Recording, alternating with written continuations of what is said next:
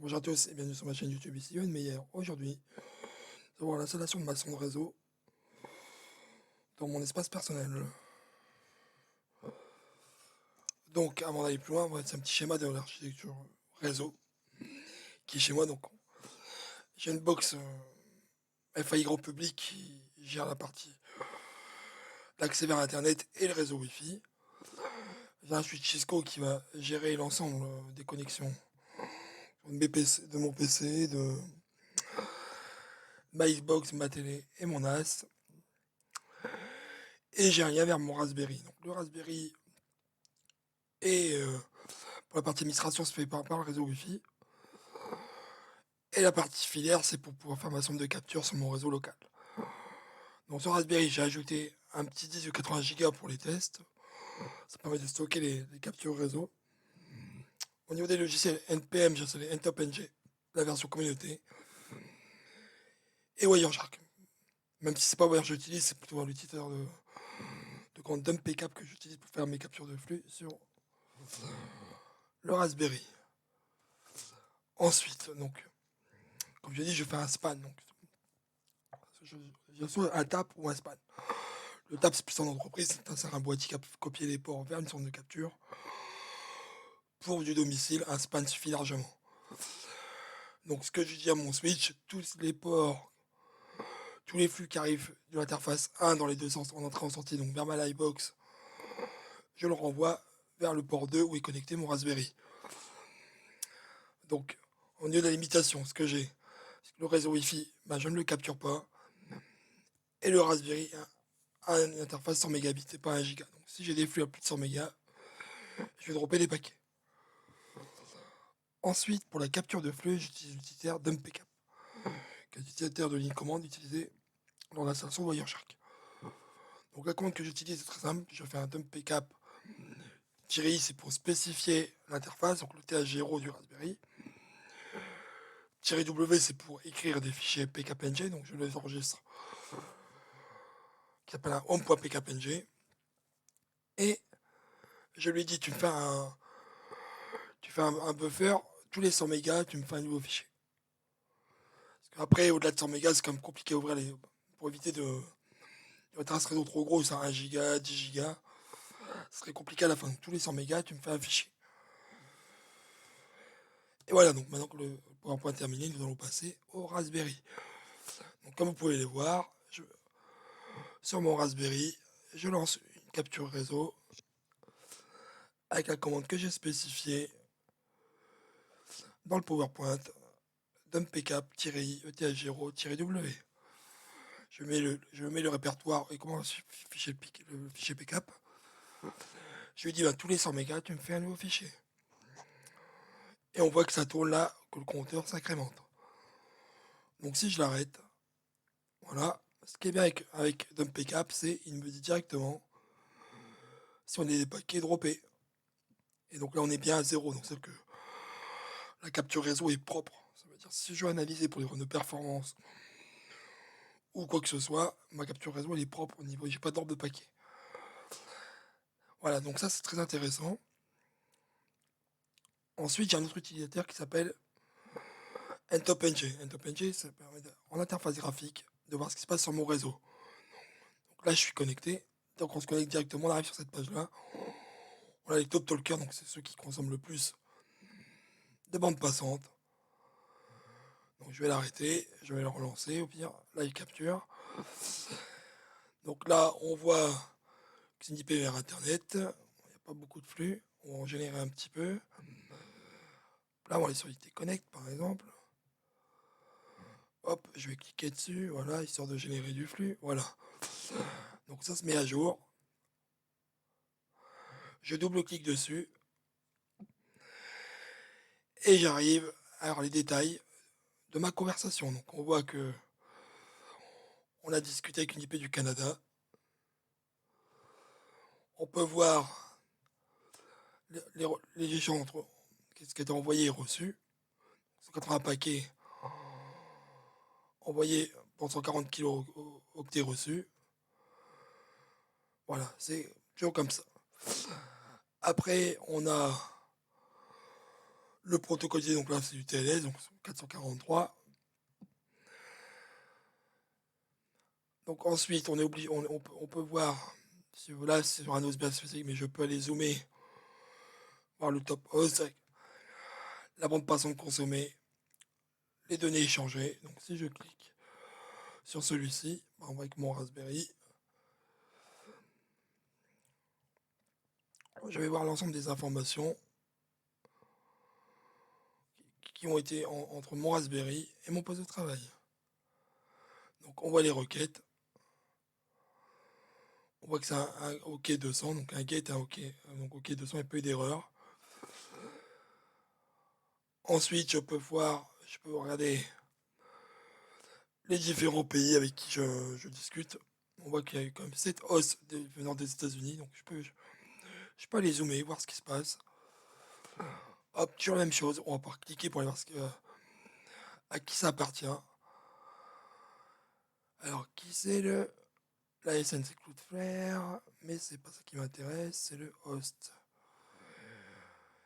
Alors là, je ne sais pas c'est qui, alors ce qu'on va faire. Ouais, lookup.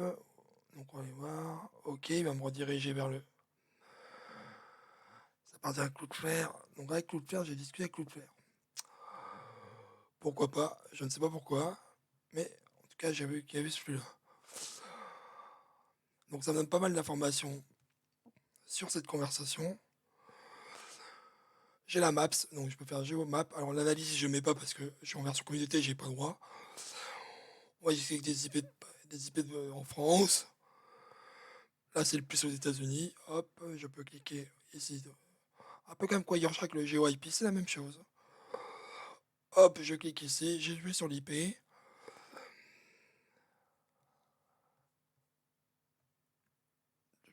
J'ai pas beaucoup d'informations à qui ça appartient. Donc on sait que c'est aux États-Unis. Ah, c'est le voice quand j'ai fait le voice tout à l'heure, ok.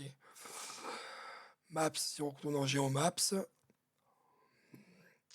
là on voit qu'on était allé, on va prendre une IP en Finlande. Là c'est Google. Donc j'étais dans Google.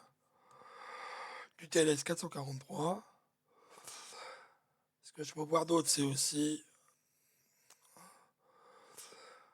les détails de l'interface de capture. C'est que là, ça va être les détails de ce que je vais récupérer depuis. C'est toutes les informations que je vais avoir depuis mon Raspberry. Donc si on a eu des drops de paquets 0, on voit que c'est beaucoup d'IPv4. On a total trafic 103 mégas.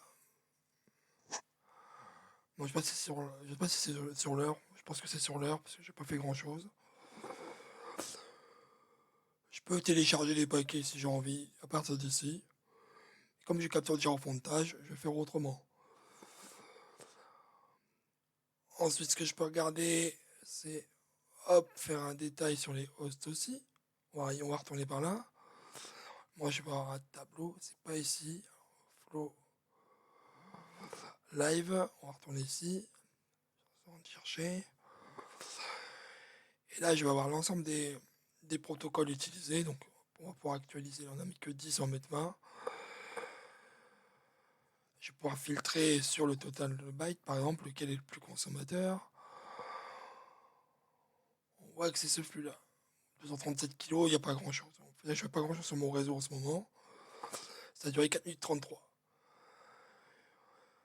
Hop, j'ai les informations qui m'intéressent entre ces deux clients. Et on a même la payload. Je ne sais pas ce que c'est. btloader.com. Alors, ce que je vais faire, il y a une option.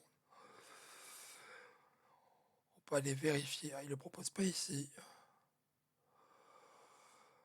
Je sais pas ce que c'est btloader. J'irai vérifier plus tard. Ça va quand même tout ce qui est supporté. Donc on est sur de l'HTTP A.1 et 2. H2 c'est HTTP2. Je peux, alors, ce qui est intéressant maintenant, donc là c'est vraiment la partie visualisation. C'est vrai que la partie pro, on y a droit pendant une heure ou deux, elle est plus intéressante, hein, que la partie communauté. Et ensuite, ce qui est intéressant, c'est que la partie développeur, je peux analyser des PCAP. Je vais choisir un fichier. Alors, soit je prends un flux qui est ici, je le tiens depuis mon Raspberry, je le prends. On prendra un au hasard.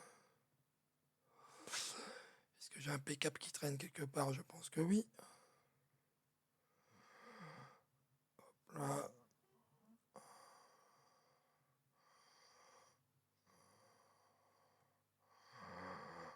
Hop. On prendra un au hasard. Je prends voilà, une attaque des dos, est-ce que j'ai... Voilà. Ok, on va le laisser finir. Et après, je fais quoi? Hop là. Il va l'analyser. On va le laisser faire.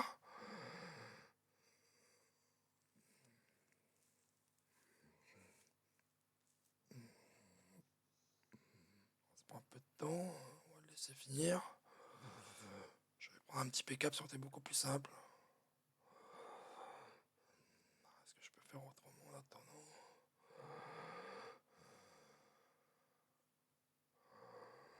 Est-ce qu'il va aller le chercher maintenant? Yes. Donc si je clique ici, host, est-ce qu'il me prend le PCAP? Voilà. Là, c'est ça qui va analyser mon PCAP, c'est-à-dire que là, tout ce que j'ai disponible, il le fait. Donc comme c'est une attaque des doses, c'est pas bon, il n'y a pas de données. Il y a une liste d'IP. Il envoie 99. Je vais faire un GeoMaps par rapport à cette IP là. Donc on est vraiment toujours dans la partie PCAP, l'analyse du PCAP. Donc là, en fait, il va me mettre quelques informations de manière générale sur mon PCAP. Bon, j'avoue que je préfère largement aller via Wireshark. Mais bon, c'est toujours appréciable de voir ça. Et là, je vais avoir rapidement toutes les IP qui ont été contactées. Bon, on en voit aussi par exemple. Hop là, si je clique dessus. Donc voilà, bon, pour vous dire la vérité, ce n'est pas une vraie attaque. C'est moi qui l'ai généré via le logiciel Hashwrapping. Et je lui ai dit, bah, prends-moi des IP aléatoirement. Donc il m'a pris des IP publiques du monde entier. Donc voilà. Donc voilà, bah, c'est terminé pour cette petite vidéo. Donc un top NG, c'est quand même pas mal pour chez soi. Mais bon, j'utilise pas tous les jours, je suis pas tous les jours dessus. Vraiment, ce qui m'intéresse, c'est plutôt la partie centre de capture pour faire l'analyse de flux derrière, que la partie top NG, clairement. Donc voilà, bah, c'est terminé pour aujourd'hui. Si vous avez des questions, n'hésitez pas, j'y répondrai avec plaisir.